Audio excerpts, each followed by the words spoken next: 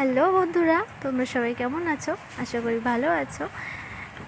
আগস্টের 30 তারিখে আমার ছোটো মেয়ের জন্মদিন ছিল। ও 3 বছরে পা দিল, তাই ওর জন্য আমি ছোট্ট করে একটি বার্থডে পার্টি রেখেছিলাম।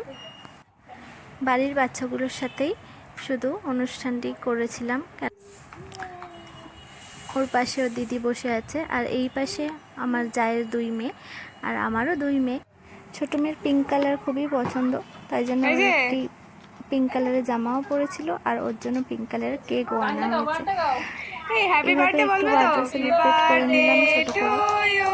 আর আমি পাশ থেকে একটু সাহায্য করছিলাম, ওকে কেকটা কেটে দিচ্ছিলাম।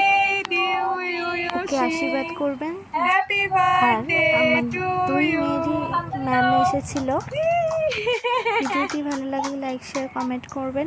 টাটা।